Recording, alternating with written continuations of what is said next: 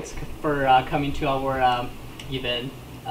This event is organized by the Executive Impact Bay Street Startup Community and U of T Chinese Students and Association, Students and Scholars Association. This series will be the event for May this month, right? Yeah, end of this month, the last day of May. And today, it's our great pleasure to have Ryan, the co-founder of NWC, the New World Community, working on the responsive tourism and impact travelers. That's basically the idea. I'm sure later we'll talk more about that. And also we have Michael. Michael is very experienced in the social and enterprise. He has been working with Rupanini.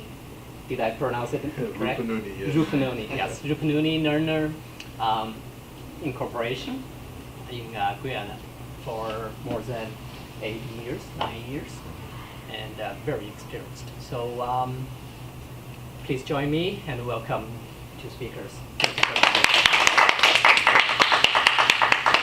So maybe just a very brief, before we get started, the agenda will be like that. I prepared some questions. Mm-hmm. It will be like 30 to 45 minutes talk, and then I will open the floor, and I'm sure our guests, our audience here tonight, they have more interest in questions. They're very interested in what you're doing.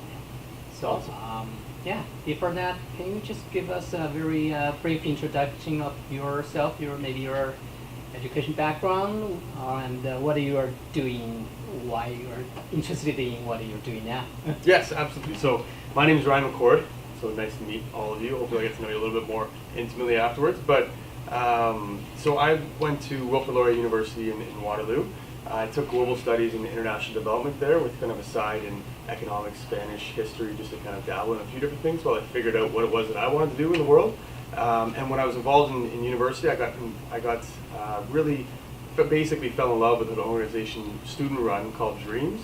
And all it was a group of students that were inspired to do something special and have fun and travel and learn at the same time. We went down to the Dominican Republic and we would connect with a family in a local grassroots organization down there in a very rural region and build a home over about a 7 to 10 day time duration with that family.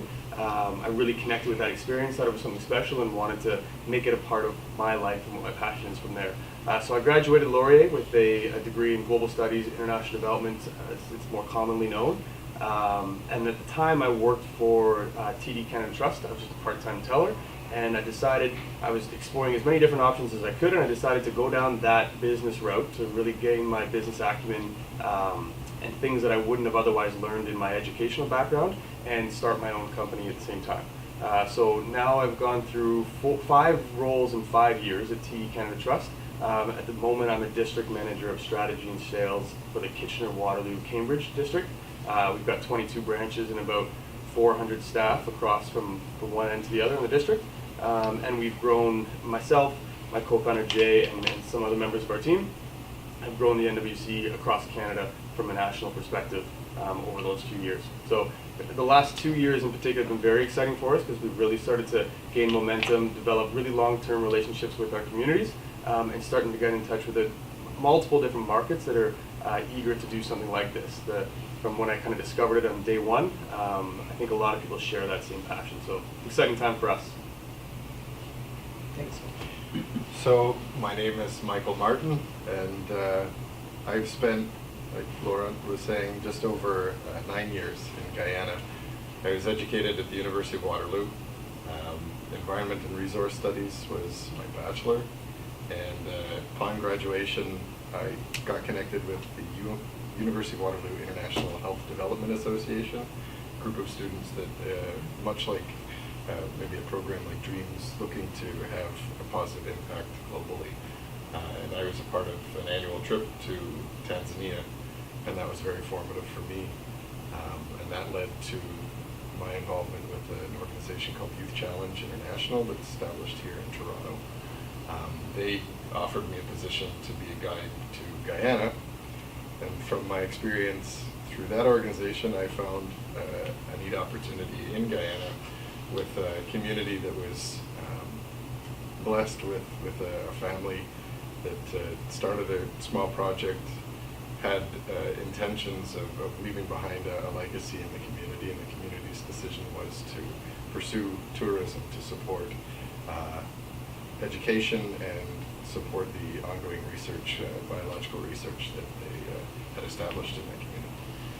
My role very early on was to make sure that the connections on the ground in the community's wishes were pursued, and what we were able to establish was a non-profit organization called New Learners, and over 10 years developed a tourism destination that now supports local education library that's established in the community, a number of satellite libraries that are resources or flow out of the Upakari village to these other small libraries, and 2 different research projects. One that focuses on the black caiman, which is the largest crocodilian in South America, and a turtle species that's used by local people. And it's all being driven and supported by the revenue that's created through tourism. And now, having 9 years of experience, I said, this thing's running great. I'm not really in charge of it. I was just supporting its growth. I came away, returned to Canada with my family, and found an organization that aligned well with my experience and my interests going forward. And you've heard about that organization already with New World Community. And so now I'm projects program manager with that organization. I'm excited about where it's heading. Thanks, Mike. Just curious, quick survey. How many of you heard of the impact traveler or the responsible tourism before you come here? Okay, one, only one. Well, to be fair, I didn't hear that specific terminology before, but I did go on a trip like that a couple of years ago to Thailand, where I was a volunteer English teacher. Okay, so there are some similar concepts Yes. and ideas.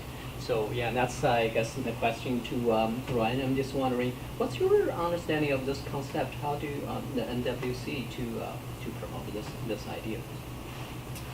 So I mean, what the NWC does, to put it in the very basic form, is we use travel and tourism in its most core form to positively impact communities in need around the world. That's really our objective, and in doing so, also connecting individuals in a city like this or another country that might not otherwise get the opportunity for that unique experience to get a perspective and make a positive impact on a community in need, while also traveling and experiencing something that they might not otherwise do, gaining culture and other things like that. So really it's using exactly what you're mentioning in terms of the travel and tourism aspect, and we do it essentially in 2 different channels. The first is what we call cloud projects, so really a project-based solution in which a community comes to us, a grassroots local community, and typically we partner with an NGO in that community. They would come to us and present an obstacle or a gap or an opportunity that they can't otherwise get the resources to overcome themselves, and then we would identify a group of individuals, or in many cases just one person inspired, let's say in Toronto for example, that wants to travel and make a positive impact in their global community and connect those 2 people. So to your example, if you were interested in traveling but didn't want to just go and stay at a resort or a hotel, and you wanted to do something within the community and make a difference, if you will, for a lack of a less cliche way to say it, we could connect you with a school in Haiti that you could teach English with, for example, or a region in the Dominican that suffers from a lot of flooding with very little resources to build a family a new home that has never had access to that kind of safe and adequate housing solution. So really there's a project side of it, and the other side of it is simply tourism. For people that don't necessarily want to go and take part in a project or be tied to one community, one area, but would prefer a bit more of an adventure, if you will, and kind of bounce around a little bit, and would like to tour, but would like to tour responsibly. There's a lot of things that I've personally researched and read and experienced firsthand that from a negative perspective that tourism can have on communities, especially when they get taken over and used for strictly economic purposes.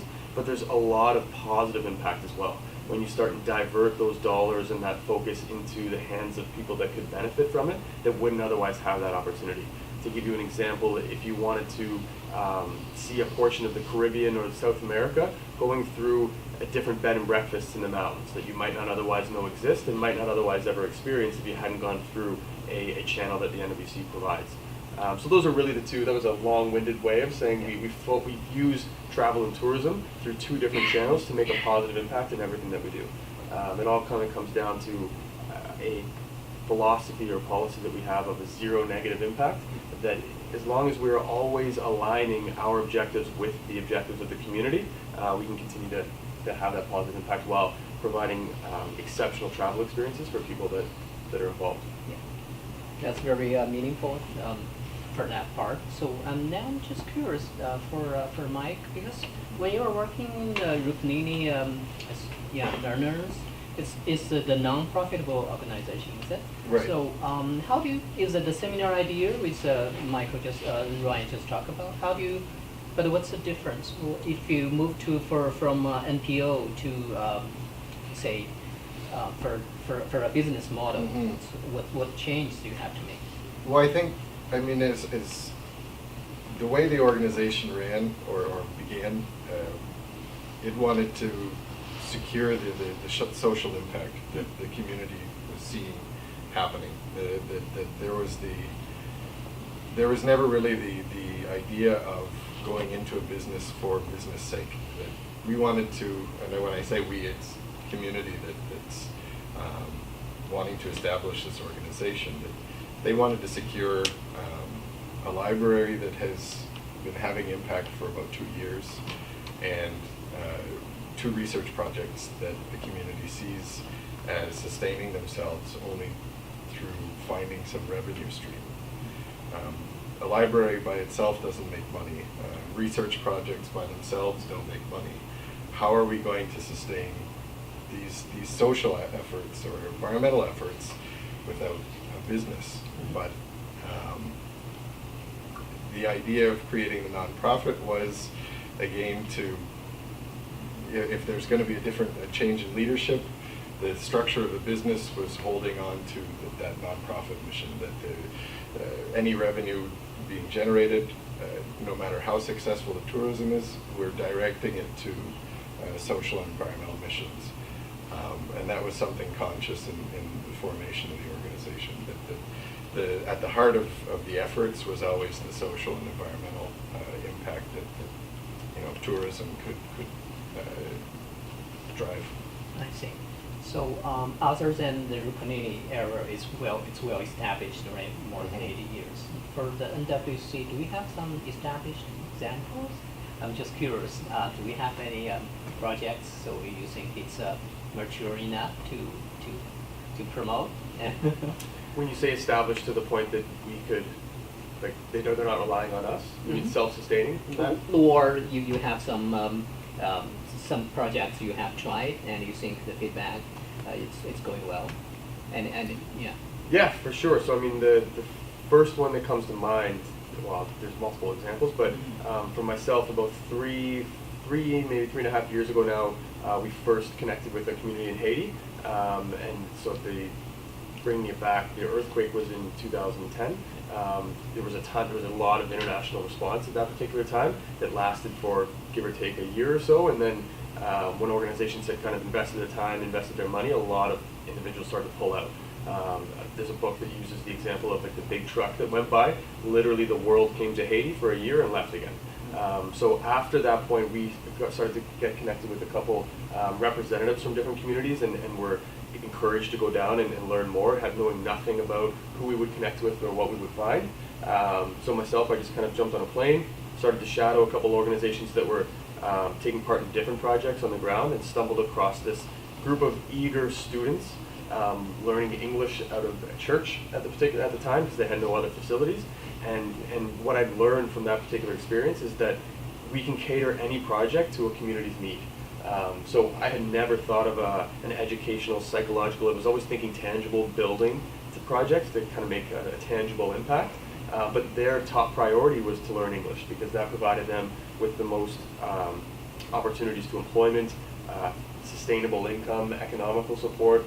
That was what they wanted, because they couldn't get a job at any access restaurant, hotel, anything in the area without it. So we connected with them. We built a project over the next 6 to 12 months. We brought our first group down, call it 8 months in, and at this point they're on the phase of they're just collecting the funds necessary. They've purchased land. They're going to purchase and build their own school, and they've started to charge a small fee. It's completely Haitian run to local Haitians, and they're bringing in students from regions all over, like a surrounding area of Port-au-Prince. So the cool thing there is that they do this on their own. They run English classes Monday to Friday from 3 to 1 every day, regardless of our groups going down. But a group or an individual that goes down gets to be a part of that. We teach extra English classes that are voluntary from 1 until 3, and they're jam-packed. I'm talking 30, 40 people, as many that can make it from their surrounding communities. They take public transit to get in. We'll facilitate our own English classes. It's more practice for them. It's connections with people that speak that language that they want to learn from kind of their primary language. We'll do one-on-one tutoring sessions. We'll do a couple things with them outside of class, and then we'll leave again, and their classes will continue. So from adding the experience, the group also comes down, and their job is to fundraise a particular amount of money that would sustain this school for a month. So that's adding teacher salaries, rent, bills, electricity, anything that they need to sustain the school, and that's helped sustain them to the point that they can use their other financial support to purchase their own land and build their own school. So I don't have a tangible timeline on when the school will be built, but that's a good example in a very short time frame where they've gotten to the point that they can sustain themselves from an economic and an educational perspective. Say, I'm interested in traveling, so impact travel. As a potential traveler, do I need to pay your fee, or you just simply recruit volunteers who run those projects? Good.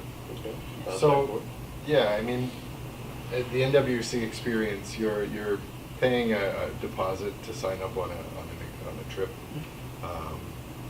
If you're organizing the trip, we have incentives as the organizer, or what we call the community ambassador here. If you can bring on 10 people to your trip, you're essentially traveling for free. But to participate, your travel is your burden to bear. Travel costs, they're all inclusive.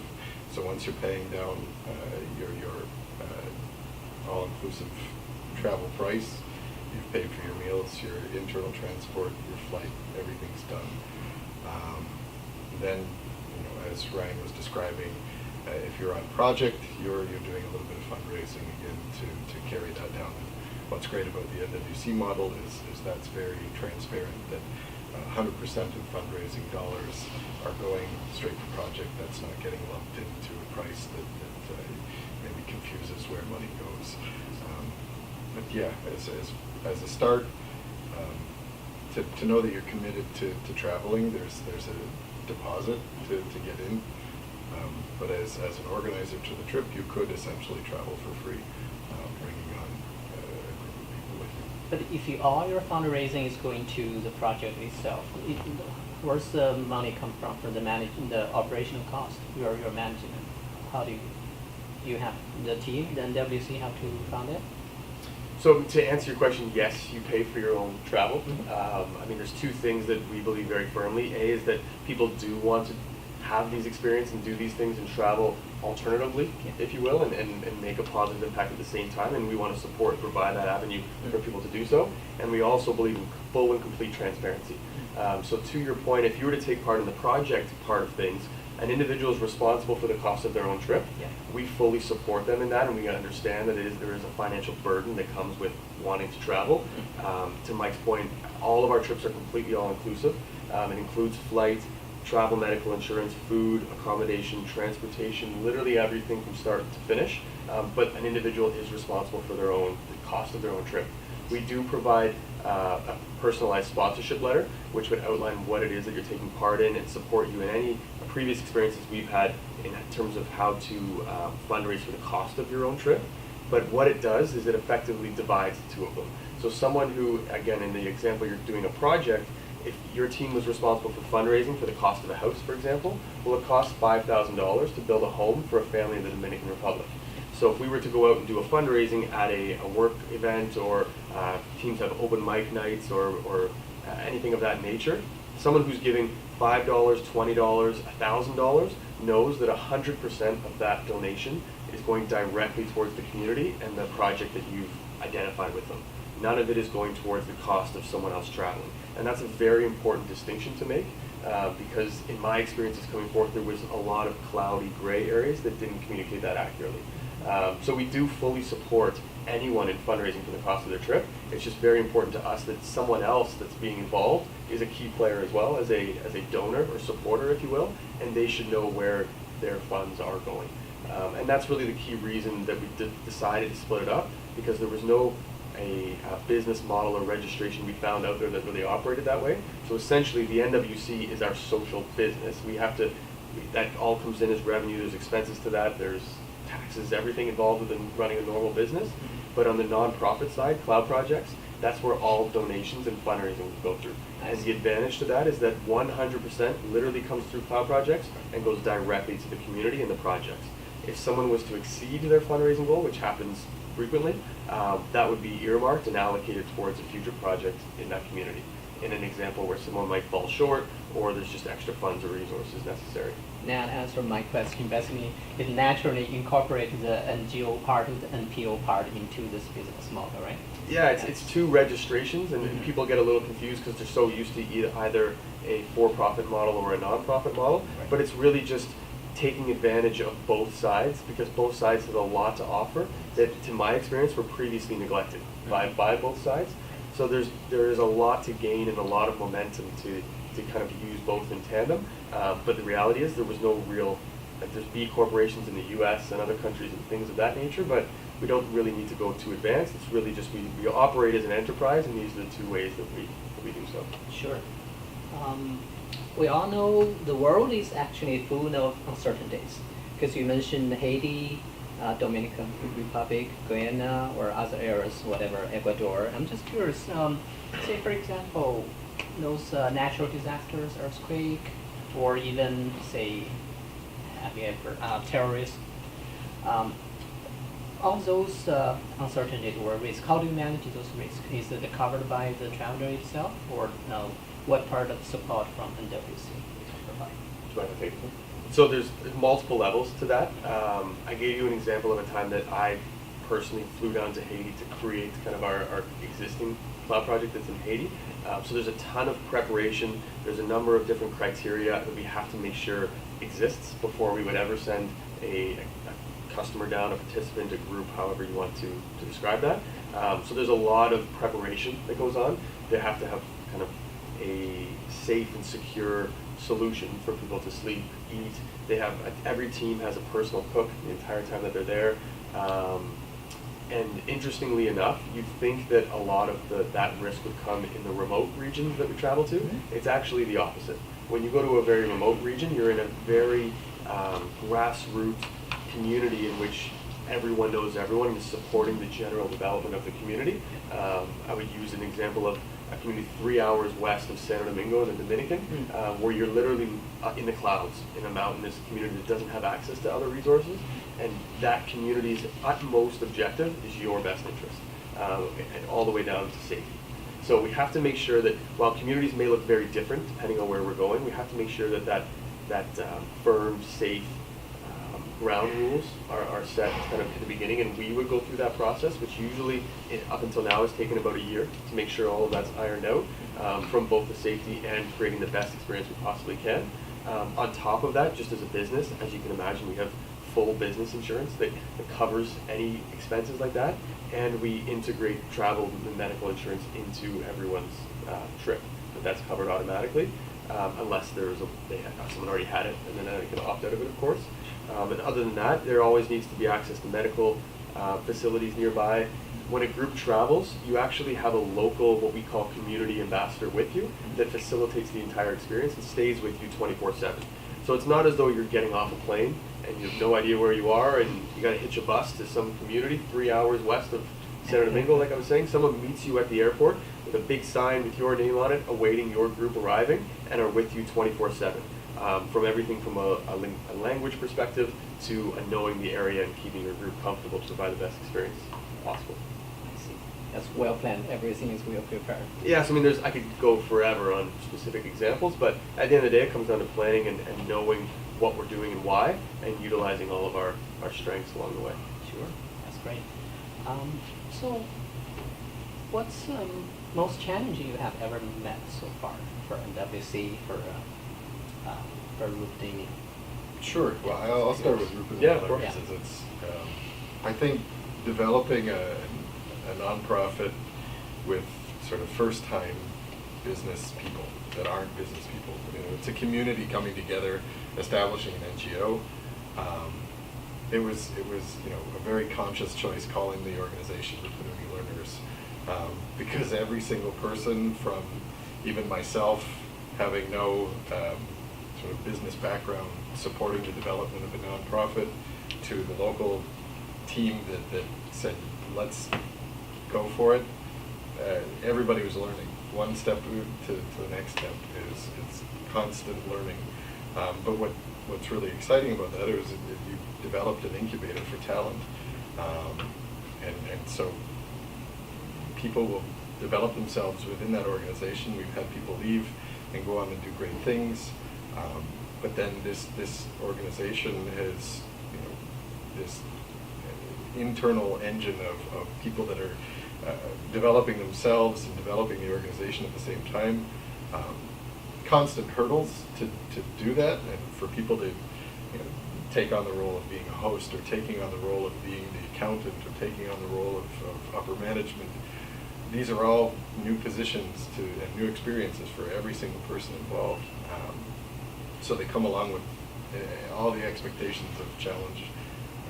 But yeah, I think the biggest hurdle was just saying to do it, to say that it's possible and going forward. That big first step. Because the rest of them we're in it. We're doing it now, so the rest of the hurdles were a lot easier, I think. It was that first one to say that it's possible and that the goal in mind is achievable. So just keep going and Yeah, try to find a once solution. once the decision was that they were going for it, yeah, the rest of them were very manageable hurdles, because we've established it, the groundwork is there, everything else is we'll find a solution for. And taking that first step, I think, was the hardest one, to say that the people on the ground, the community themselves, could take this on. That was it. Yeah. You never try, you never know, right? Exactly. I think a lot of people avoid that first step, and for a community, collective group of people, that first step is that much harder, because all of the what ifs of the challenges ahead can kind of compound when you come together as a group. But if once everybody agrees that we're going for this and we can do it, it's that the rest of those hurdles, quite simple. Sure. How about WC? The same challenging, the same philosophy applied here? Similar. I mean, I would say our biggest challenge, or not our biggest, but one of our biggest challenges has actually been at the same time one of our biggest successes, and it is similar in that it involves people in the community. And Mike actually, we were chatting about this on the way up, that one thing we had to put in place, and it was our objective from the beginning, it's very easy to send someone with a group down to Kenya or Haiti or wherever you're going. It's totally different and creates an entirely different experience to empower people locally to run that experience themselves. Why would myself, a Canadian individual, be delivering a Haitian experience to a group who's going to try and get an authentic, alternative, grassroots experience? Why we should challenge ourselves to empower and give the opportunity to a team locally to do so. So that was probably our biggest challenge in creating these projects, because not being there stationed, living permanently, you really need to get to know the people, make sure their intent is in the right place, and they're a genuine individual who's going to take care of a group when you're down there. So again, there was a process that went into that, and it was a little bit of a challenge depending on where you went. It was a different experience, but it was also hands down the most gratifying success story that we had. And I keep using Haiti as an example because it keeps coming to the front of my mind, but there was two people that we empowered down there who were two of the most wonderful, genuine human beings, trustworthy I have ever met in my life. And every group that comes down, I always have like a kind of a debrief after, and the feedback we always get is that those two individuals change their experience. So it is really empowering. The challenge that we now face with that is consistency. They get their full salaried employees that provide that experience down there, but right now it's a per trip basis because we may have a trip. We just had a trip get back about 3 weeks ago, but our next one isn't scheduled to Haiti until late summer, July or August. So now those individuals, they need something else in between that, right? So until we can get to a time that we're consistently bringing trips down, call it every couple weeks, we can't full-time employ them to do multiple other things. So we've put some solutions in place to kind of alleviate that, but that's the challenge that we're in now is we need to grow, and the more we grow, the more we can impact. Sure. So my next question is, do you think it's a good model, business model, NWC? I guess, of course, it's a good model. So far, you have been very successful. I think my real question is, have you ever think about the competition, worry about the competition? Is this, what's the market? Is it a big market? So I think the short answer is I got involved with the NWC because I know that there's something very different than what a lot of people might see as a super saturated market of volunteerism. NWC has its differentiators, and when I met Ryan's co-founder initially, Jay, and sat down and heard sort of his perspective, I knew that he's onto something, that Ryan and Jay were onto something much different. To the untrained eye, you might feel that the NWC is in sort of a saturated market of tourism, but I know, and I think Ryan will speak to this more, that NWC is running sort of parallel outside of a market. It's just having that group of people that do want to go on this experience to learn about what we're doing differently and what experiences and what impacts they can have through the NWC. I think they would be traveling with us. So I think there's success for this organization in the future and a lot of growth. It's potential. It's just, as we were saying earlier, it's hitting the pavement and letting people know about what the NWC is. It's still a young organization, and it is caught in sort of a market that is kind of confuses what we're about, because there are similar experiences, but only if you haven't looked long enough at what we're doing.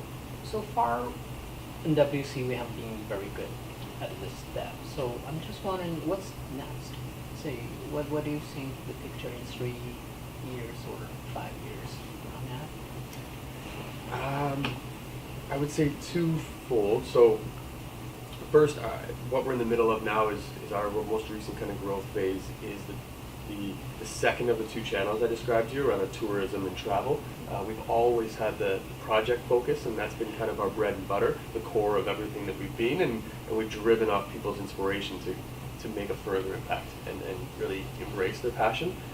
But the travel and tourism side is a little bit different, and I think it's there's a tremendous opportunity there, because to your previous question, we've studied a lot of other existing models and solutions and things like that, and it's very adventure or backpack based, but there's no real solution that along the way you feel as though you are making a difference while getting that authentic traveling experience. So that's been kind of one of our most recent growth models. So we're still in that phase, if you will, and we're still identifying who that perfect market is. We see it as a bit of an evolution of our participants, of kind of those involved, because usually the projects start at a slightly younger age, be it university, call it, like when I got involved, and then when people graduate, they may be in relationships now or have a family, and they want to still do something different. They don't want to divert all of their money into your large-scale hotels where you are kind of boxed in four walls, and you don't really know what the Dominican or what Thailand or what Haiti or any of these countries are really like. So want to do something alternative and do something different, but they don't necessarily, they're not in a phase of their life where they can go down and do a project, right? So that's a little bit of a growth phase that we're in right now. The second would be what we're kind of calling industries. So partnering with organizations to provide this to, call it their staff, their employees, their team members. At this point, most people they get involved with the NWC on an individual, personal basis, where they talk to a friend or a family member or someone who's been previously. Word of mouth comes out, they take it upon themselves to go to the website and they take the initiative. I want us to get to a point where we're partnering with organizations to provide both a global impact, but also kind of an employee engagement experience, where people go down and they may have a conference team building session in Whistler or Jamaica or things like that. I have this imagination of that happening within a community, and the bind that creates with individuals who have that experience. I've never found anything that's parallel to that. So there's a couple different things that's kind of next for us, if you will. A little bit of a growth phase we're going through in the tourism market, but also a tremendous opportunity that realistically we haven't even tapped into yet. So, I'm just wondering, in the current stage, how do you evaluate NWC at this stage? It's still a startup, and ever think about venture capitals or going public like that? What's the cruise planner you can think about it? So I mean, I wouldn't necessarily label it as a startup per se, because we've been developing this. It's been an incredible experience, kind of from the day one we sat down to come up with the model and so forth. Right. From the venture capitalist perspective, it's hard to really say yes or no. I mean, if the right opportunity comes, we would never close our blinders, if you will, to anything in the peripheries in terms of an opportunity, but it would have to be the right opportunity. One thing that's differentiated us from the very beginning is that we've built everything we have from our very first experience in that community, because that very first experience was genuine. It was only for our personal basis that we wanted to continue going down there, and we've always based it on that model of equality and alignment, like we said before, with the community's best interest, and that back to that kind of zero negative impact model. So we would be very careful and cognizant of that kind of core focus to partner with the right individuals, but any opportunity is an opportunity. So would be my roundabout answer. Yeah. Thanks a lot. I guess that's some questions I have to ask tonight. I'm sure our audience have more interesting questions. Now I'd like to open the floor and see if anybody. Yeah, music. So I guess my question is related to your second type of travelers or tourists, right? So these are people who may not have enough energy to get a really dedicated project, but they still want to have a genuine experience. Yeah. So how do these people make a difference for the community? Because I mean, from what I hear, you guys are always talking about you want travelers to benefit community in a more comprehensive way. Right? So Yeah, so that's a really good question. I'll kind of start it, and then I'll pass it to Mike to cover anything that I may miss. But the reason I say it's a good question is because a lot of it tends to be indirect or subconscious impact that individuals are having that they may not even realize along the way. But it all comes down to opportunity and a market of individuals that's being opened for a community that they may not otherwise have. And really, to put it bluntly, the economic support. So to give you a tangible example, we take our groups, any group that goes down, to an ecological treehouse, bed and breakfast type establishment in Haiti that exists as a tourist destination that no one seems to know about. They're not on your TripAdvisors, they're not on your search engines because they're so ingrained in their community, and they're miles up a mountain. But we would provide you an experience, and then along the way you would empower opportunities like that. So bed and breakfast, community level support in terms of where you're eating, where you're staying, where you're traveling through, the activities that you're doing. Is there, instead of going to a very commercial zip lining solution, is there something more in the community base that we can do where they might take a cart ride up the mountain and horseback back down, or something of that nature? So always coming back to how we can divert those dollars that would be otherwise spent in a commercial or corporate environment in something like that. But you might have a more tangible example as well. Yeah, well, no, that's exactly it. One of the other benefits of having tourism that's community-run or community-based tourism, which for the region that I was in, I'd say the majority of the developed enterprises are community-based. It's something that the community has either established a for-profit or, like where I was, a non-for-profit, to drive revenue into the community, to create local jobs. One of the major factors in this area is that the only opportunities for people or families is to leave your community, go up as far as 12 hours away or to the next country to seek employment. And so that's disrupting families, separating husbands and wives, taking family members away. Whereas if you can create, as small as a bed and breakfast can be, you're keeping 3, 4, 10 families together, closer together, and that has huge developmental implications for a community.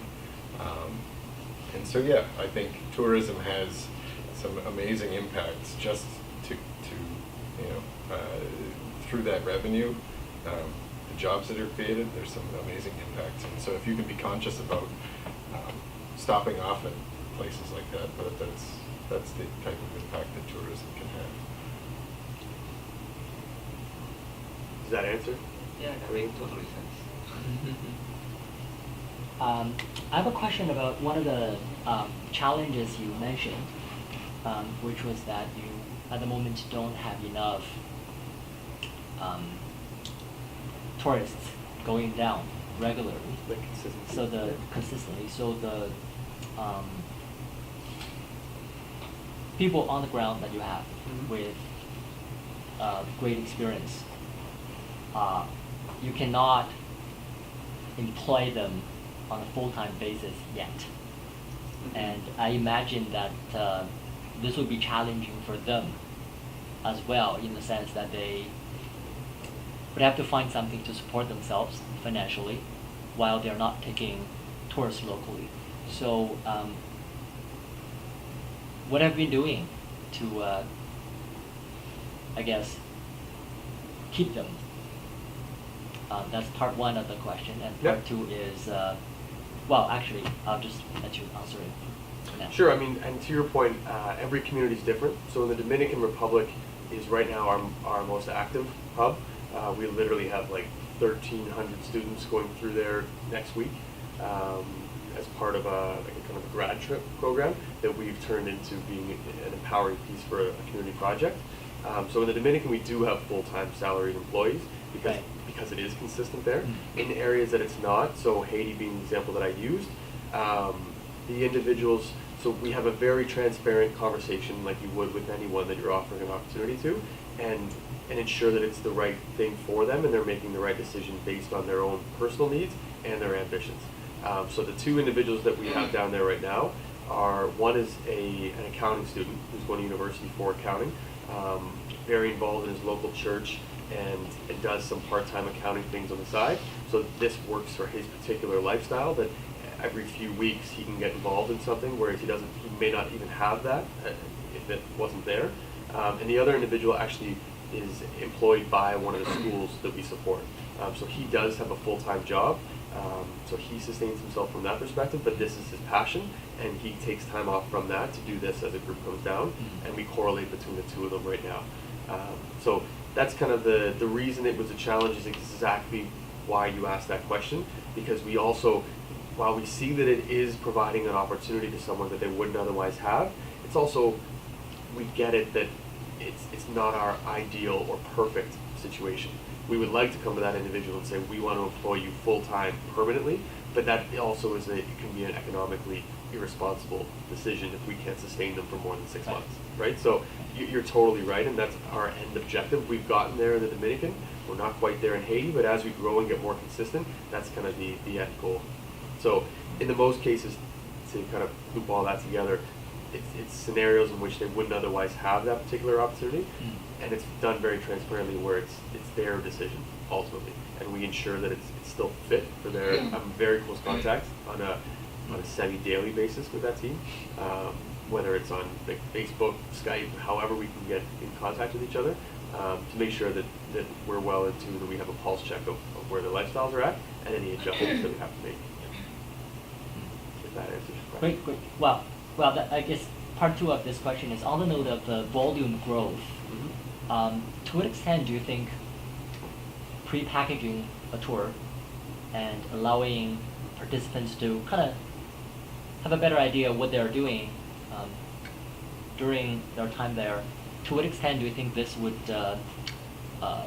drive that growth and recruit more people? So pre-packaging to the extent that they know the itinerary before they're going down and so forth, or am I misunderstanding the pre-packaging? Yeah. Or where they're staying, who they're working with, what their daily schedule will be like. So they are, unless they didn't want that information is given to anyone who signs up. Once, it kind of depends who they're getting involved with, right? So to give you an example of one of our processes, if I have a community ambassador team that I'm leading, and a girl named Sarah is trying to fill her trip, and she has an individual involved who's got more questions past what Sarah would otherwise tell her, I usually host info sessions, like online webinar type things, where we go over exactly that. The basis of what the NWC and Cloud Projects does, where they're traveling, what to expect in terms of water, accommodation, food, the basics that would otherwise kind of maybe deter people from making that decision, right. But also an itinerary. This is what the project looks like. This is what you should be prepared to do when you come down. And here's a list of 10 fun things we're going to do with you in the evenings and mornings and weekends to offset that and provide an experience as well. So for the most part they do. There's a full description on the website of each community, but more so each project and what that will look like, while also keeping some surprises, if you will. Yeah. Because you want to give them a sense where they're comfortable and they're comfortable to kind of commit and go down to it. And the second someone signs up, on their registration form at the very bottom is a link that we call a what to expect document, and it does, if someone wants to go that deep and read it, outline everything from start to finish in terms of where they'll be sleeping, what type of food they'll be eating, who prepares that food, can they accommodate allergies, all those little minor details. The only thing we really don't provide is immunization, because we always recommend they go and see their travel doctor or their family doctor or whatever that looks like. So we will provide that to the extent that someone requests it, for sure. So they kind of are prepackaged. But I like your question that one thing we're trying to toy with is we need to always remember that we need to prioritize the project based on what the community comes to us for, that it is that they want. But we get a lot of individuals coming to us from here saying, could I go down and run a lacrosse camp or a soccer camp and things like that, which is, the intention is right and it's genuine and we love it, but we need to make sure that that's aligned with what the community's objectives are. Because if you go to the community, they'll say yes. They'll be for sure, come down and teach us lacrosse, because they want to have as many experiences as they can. But are they really getting a positive impact from learning lacrosse? Probably not in Dominican or Haiti or Kenya or wherever, right? So we need to make sure that's always aligned properly. But at the same time, if a group of nurses came to us and said that we want to go down and administer medical attention, how can we be agile to also get them in front of the right community to take advantage of their skill set and their strengths, and also what they want to do with what the community needs. So sometimes it can be a bit of a not a work in progress, but we massage it a little bit to fit both sides, as long as it's always coming back to that zero negative impact policy. Great. Thank you. Sorry, I'm accommodating, so I'm not No, sure that's all right. whether the question asked or not. First is, which channel did you attract the customer come from? Like I heard one from the school events. Like currently, what channels are you doing, and on next step, what are you going to expanding it? Second question is, how will you make the profits? Do you want to take that? Channels? Yeah, so I mean, right now, there's finally a committed sales team that's marketing at schools, using their networks. We're doing small pop-up events or planning pop-up events, trying to be in front of sort of the traffic because I mean at this stage it's word of mouth. We do have our web presence. We're on social media. We're trying those avenues, but they have limits. So a lot of the growth comes from past participants telling others, people getting the word out, and then obviously we have our staff that's out driving that. We're going to be at a fair trade show this weekend in Toronto. We're looking to take advantage of events like that, being a part of events that align well with the markets that we want to be attracting. And then just recently we've joined a Chamber of Commerce in the region of Waterloo. That's again speaking to the other opportunities that we're trying to grow. And then, I don't know if I've missed anything for channels. I think that's fair. Yeah, I mean, our number one market right now is students. Students have the flexibility to travel. They have the drive, if you will, to travel kind of now. A lot of people, before they graduate and start their careers and families and settle down, they have an inclination or an itch to get out there and experience the world.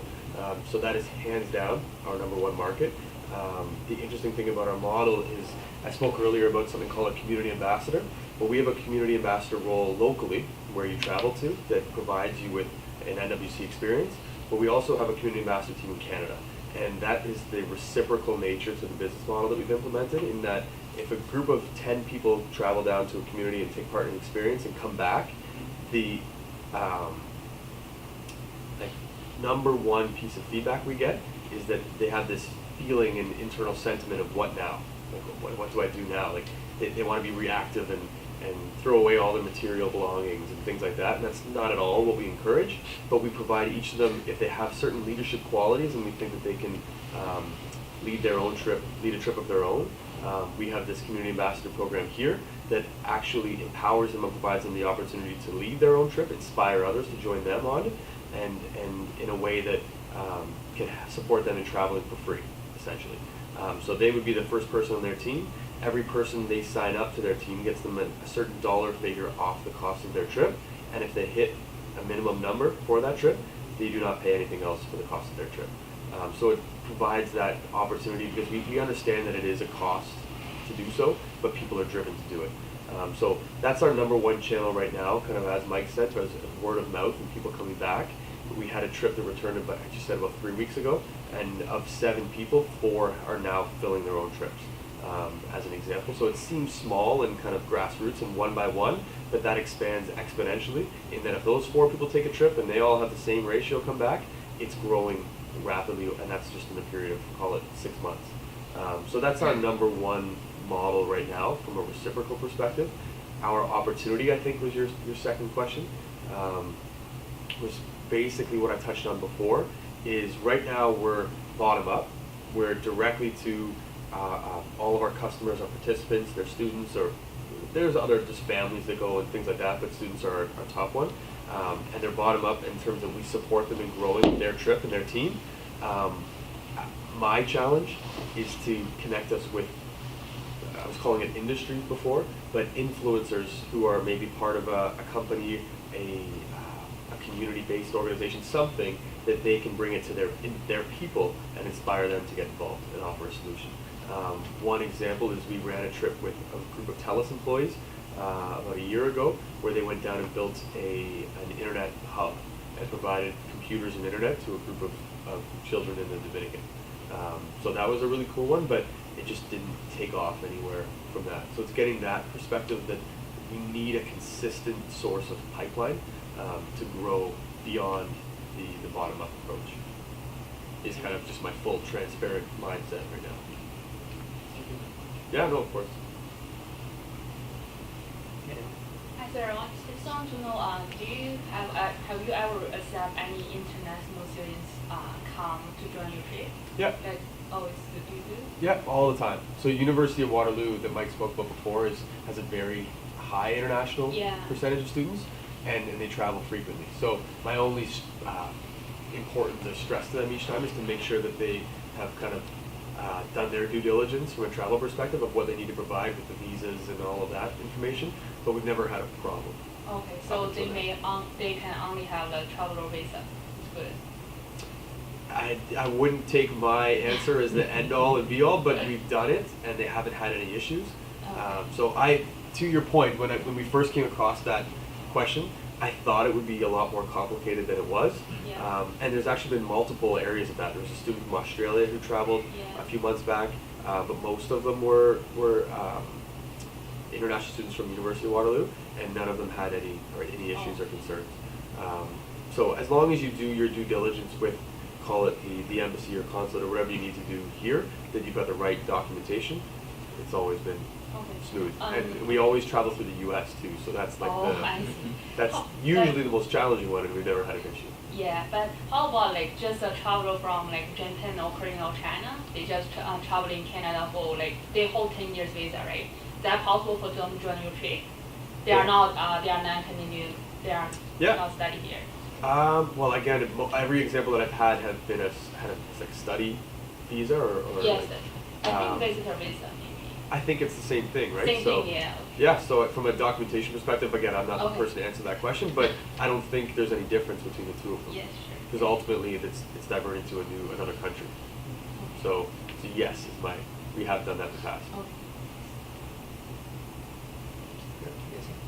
So it sounds like that your model needs a very good local community support, right? So how do you guys develop those relations? You know, some kind of, it's not beyond the business relation, right? So it's a little bit more intimate relation with the local community. So how do you go on, say, this is the community I'm interested in, or you know, how do you go about and develop for this type of relation You're the with perfect one? person to answer that. Well, I mean, my experience was, you know, a little different than maybe the NWC's model. I happened upon a community that had an idea as far as they had a vision of wanting to sustain what was already present. A project that was looking at the Black Cayman was going to exit if they didn't find a revenue stream. A library that was present and operating right now could, you know, deteriorate and you know, be lost if a revenue stream wasn't found.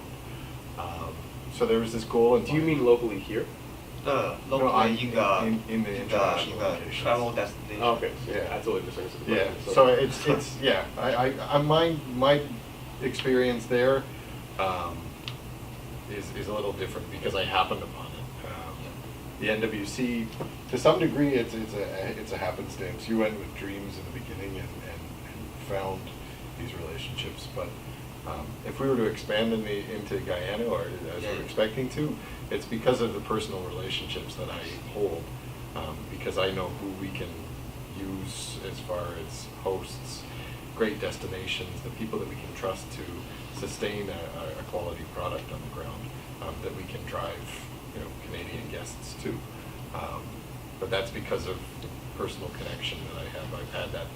I know who we could work with. But as far as other destinations, Yeah, I mean, I would echo that, and I think it was best way to articulate it. But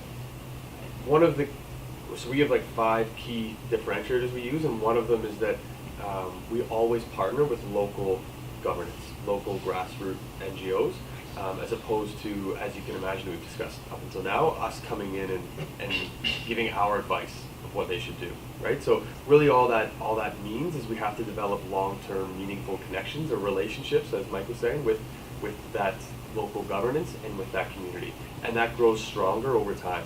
I think the number one, call it criticism of this particular experience is that it's short term. I mean, we understand no one's going to solve global poverty in a 7-day trip or a 10-day trip or whatever that may look like, or hunger, and fully solve that community's problems. We understand that. However, what we can do is create a long-term lasting impact through the meaningful relationships that you develop. With the experience and the relationships and the perspective that an individual that takes part in that trip has when they return, there is long-term impact there, because that can really influence their everyday decisions and what they purchase and why, and their professional career for a year and accomplish what we wanted and leave again. We're there for the long term until the point that the community has no other needs that they're really bringing to us, at which point they aren't using us to sustain themselves. We're not providing them money or funding all of the time. We're coming down with people and resources and connecting people for long-term relationships. I guess. Are you trying to understand how we find those relationships, like how it gets started? Yeah, How do you because, locate those because communities?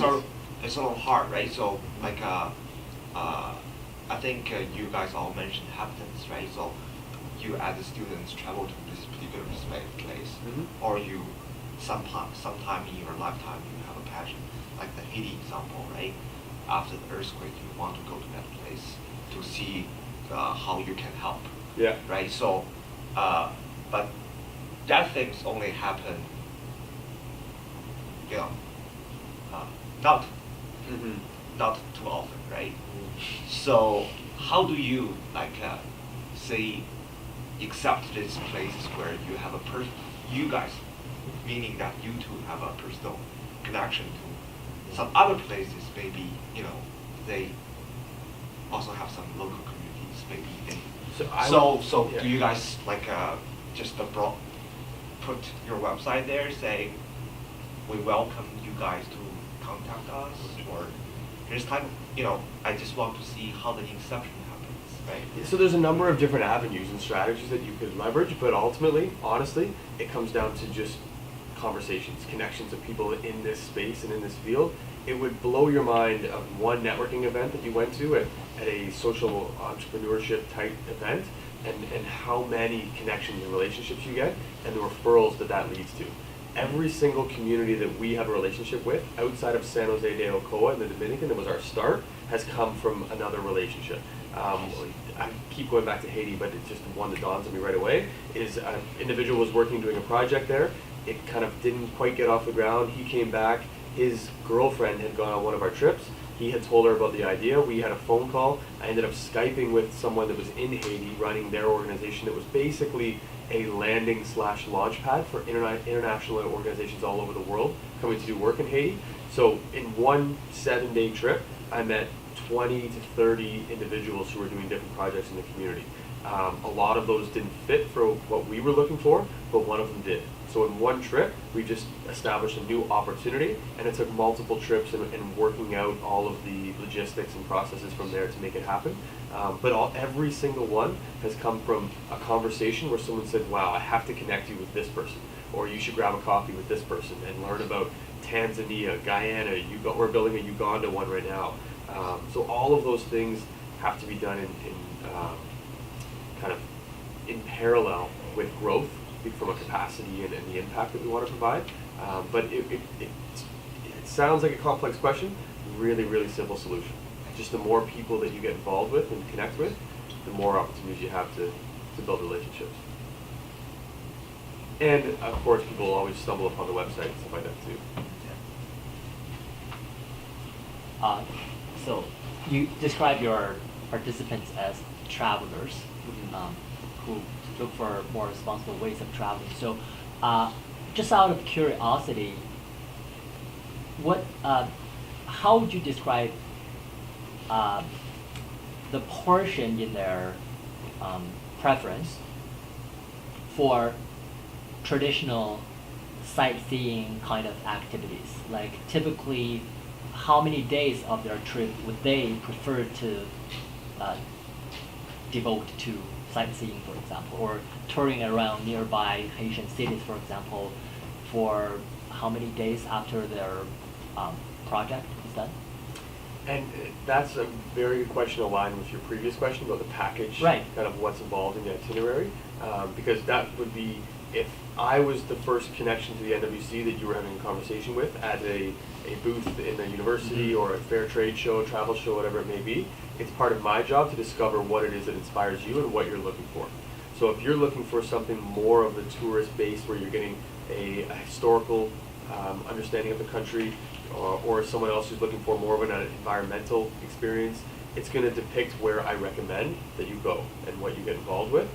So it depends where you're going, but if that was something someone was looking for, there are solutions that could be catered to only that if you wanted to. We could take you, in the tourism side of things, it's less of a being stationed in one area, more of a bouncing around to see an entire country. Ruins in one part of the country to a crazy market and the capital in another part of the country. So it depends what the person's looking for and what a country may have to offer. And a good example is Kenya. We have a trip going in a few weeks that is one of the tourism things, and the bulk of their trip is environmental. It's a Masai Mara migration, where it's the biggest migration in the world, that they get to be on an island that actually historically has no predators on it. So you're literally walking around this island with giraffes and zebras and all of this wildlife walking around you, because they've become much more comfortable with humans and people traveling in there, because there are no predators on this particular island. The Masai Mara safari, things like that. So if that was, someone wanted to see Africa and see the wildlife and see the agricultural environment that exists there, that it could be completely catered to that objective. If someone wanted more to go to Haiti and do a little bit of hiking and then also some relaxing on a beach and then see some historical parts of the country at the end, we could customize that for them. So it is customizable, but it depends where you go and what it is that your interests are. Other people only want to do the project. They just want to blow bubbles with kids all night and get ice cream and have do games and stuff in the evening, and then build a project during the day. So it's kind of different depending on what someone's particular interests are. And when they ask for these extra activities or itineraries, does that affect their cost? If we're customizing a trip from the very beginning, we would present that whole package to you at the start. So if there was a trip on the website so the Kenya one, for example, you were to come across that and that sounded like exactly what you were looking for, but you were hoping to maybe do one more thing at the end, we could easily accommodate that, because realistically the rest of the group's probably going to want to do that as well.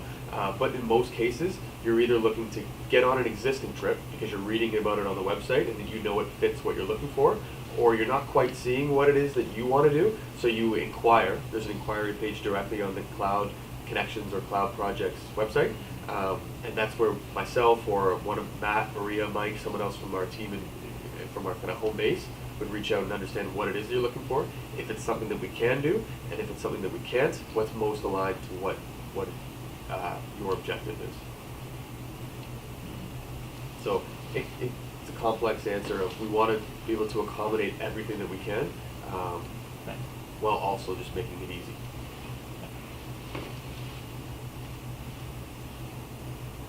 Any more questions from the audience? If no, I'd like to thank both speakers. Thank you to take the effort to come from Waterloo, and I really appreciate this evening.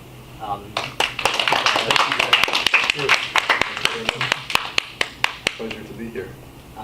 Yeah, if you guys have some time to stay here, I guess our audience, we can just mingle together, and that's part of our. Yeah, if you guys have direct questions, feel free to ask, of course. But yes, thank you very so much. Ryan.